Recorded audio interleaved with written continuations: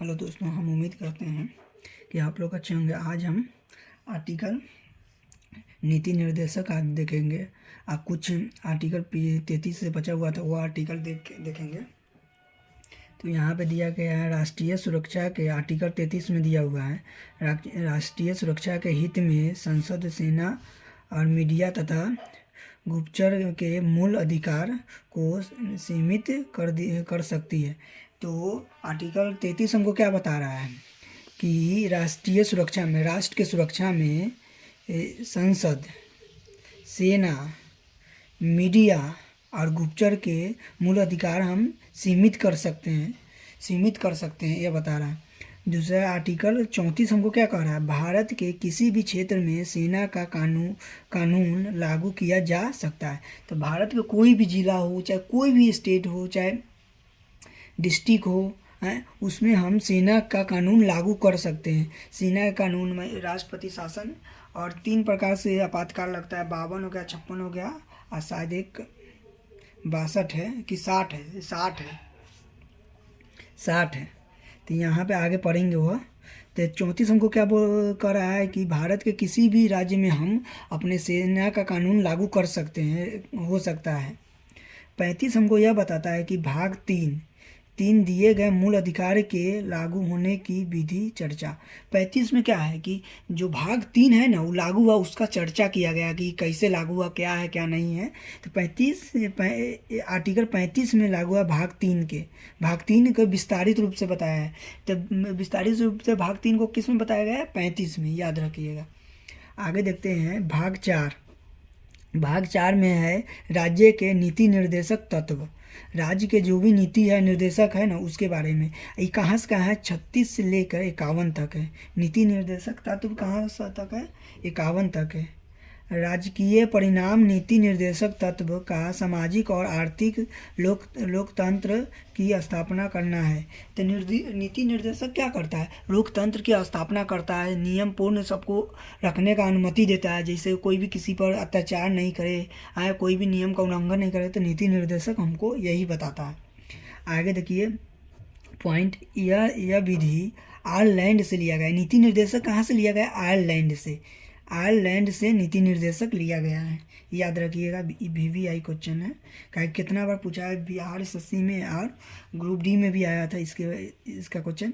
यह बाद योग्य नहीं है, न्याय उचित नहीं है, न्याय संरक्षण प्राप्त नहीं है।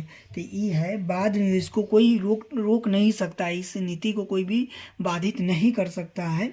इससे न्याय उचित नहीं है, ये न्याय उचित भी नहीं है, यह न्याय संरक्षित भी नहीं है, यह न्याय संरक्षित ही नहीं है, न्यायालय के द्वारा संरक्षण इसको प्रदान नहीं है।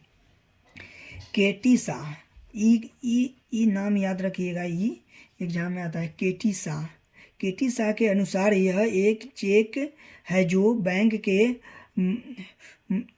मर्जी पर ही मजाया जाता है। तो ये KT शाह क्या बोल रहे, बैंक चेक है, ये है ना नीति निर्देशक, एक बैंक चेक है, मजाया जाता है।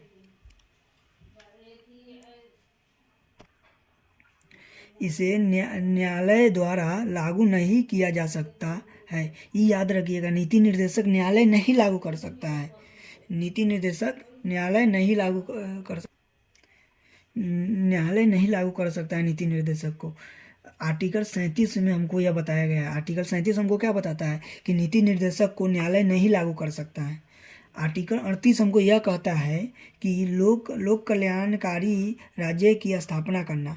तो 38 हमको क्या करता है, नीति निर्देशक के द्वारा लोक कल्याणकारी राज्य स्थापना करते हैं। जैसे कोई राज्य में कुछ गलती हो रहा है, उसको सही करेंगे, नीति निर्देशक के द्वारा, उस आर्टिकल के द्वारा, उसमें दिया गया नीति निर्देशक, उसके द्वारा हम सही करेंगे। तो ये क्या बोलता है, लोक न्यायालय राज्य के कल्याणकारी राज्य की स्थापना किस में किया जाता है, तो 38 में किया जाता है।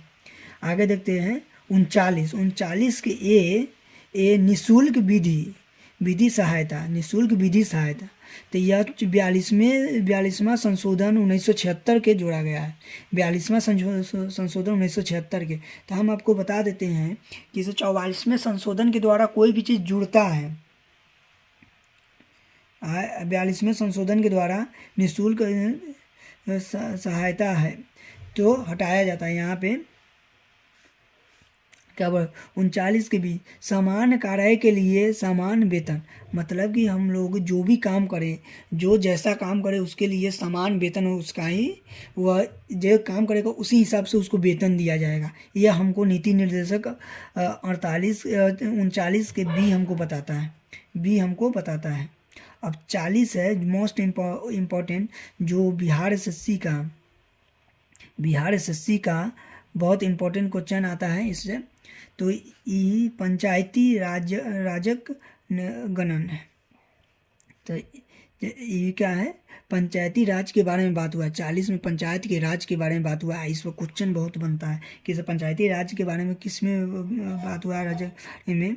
तो 40 में 41 हमको क्या कहता है, किसी व्यक्ति का शिक्षा, कोई भी व्यक्ति हो, किसी व्यक्ति का शिक्षा कार्य या लोक सहायता में राज्य द्वारा सहायता प्रदान किया जाएगा। तो 41 हमको बोलता है कि किसी भी व्यक्ति के पढ़ाई में, शिक्षा में सहायता हम प्रदान करेंगे। जैसे कि अभी स्कॉलरशिप सब निकला हुआ है, ये 41 आर्टिकल हमको बताता है कि हम किसी भी व्यक्ति को शिक्षा को हम बढ़ावा दें, चाहे हम उसको सहायता करें आगे पढ़ने के लिए, यह बताता है।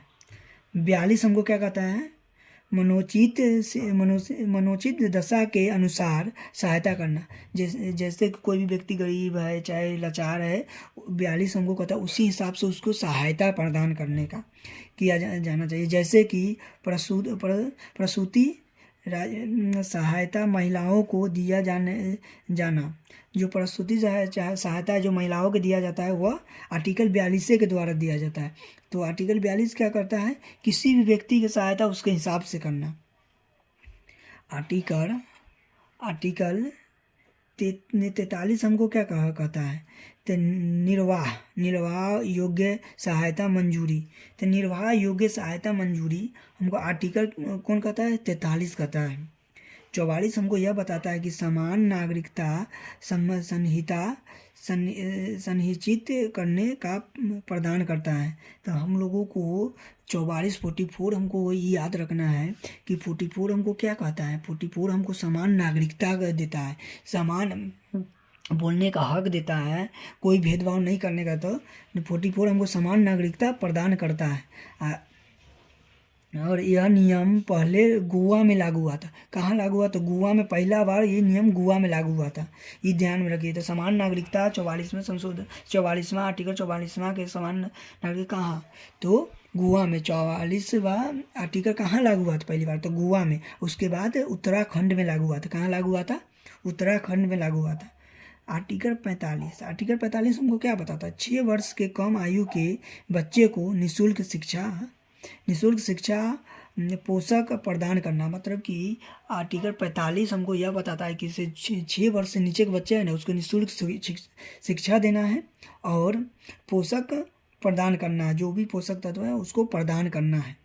अब यहाँ पे मोस्ट इम्पॉर्टेंट आ गया 46वां, इनमें SC ST तथा पिछड़े वर्ग के जाति को राज्य द्वारा विशेष प्रबंध है। मतलब कि जो भी, जैसे कि अभी देख रहे हैं ST SC चाहे अनुसूचित जनजाति है, आदिवासी सब, उसको विशेष राज्य का दर्जा, राज्य की तरफ से दर्जा मिलता है कि आप इस आर्टिकल से चाहे वैकेंसी निकलेगा तो आपके लिए यहाँ सबके लिए 10 सीट मिल रहा है, उनके लिए 20 मिलेगा, 40 मिलेगा। जहाँ सबका सिलेक्शन हो रहा है 50 नंबर पर है, तो उसका सिलेक्शन 30 नंबर पर हो जा रहा है। तो ये उनको विशेष दर्जा दिया गया है, किसे, जो भी हमारा ST SC है, पिछड़ा वर्ग है, वो आगे बढ़े, पढ़ के कुछ करे। तो आर्टिकल 46 हमको यह बताता है। 47 हमको क्या कहता है, लोगों के पोषण स्तर, जीवन स्तर को सुधारने, जन स्वास्थ्य को बेहतर बनाना। मतलब कि 47 हमको कहता है लोगों को पोषण स्तर को सुधारना, मतलब खान पान को सुधारना और उसको स्वास्थ्य को सही करना, वो हमको बताता है कौन, 47 में स्वास्थ्य आज खान पान को सुधारना बताया गया है। और शराब तथा नशीला पदार्थ पर रोक लगाया। तो आर्टिकल 47 हमको क्या क्या किया है, तो शराब ये सब पर रोक लगा दिया, धूम्रपान पर रोक लगा दिया, लेकिन पोषक तत्व और खान पान स्वास्थ्य पर वह सुधार करने का वो करता है, किसी सुधार करने और स्वास्थ्य बेहतर बनाने का वो कहता प्रमाण देता है। ये आर्टिकल 47 आज ख़त्म हो गया। आगे का चैप्टर, आगे का आर्टिकल आगे वाले पार्ट में करेंगे। इसके लिए और देखने के लिए धन्यवाद।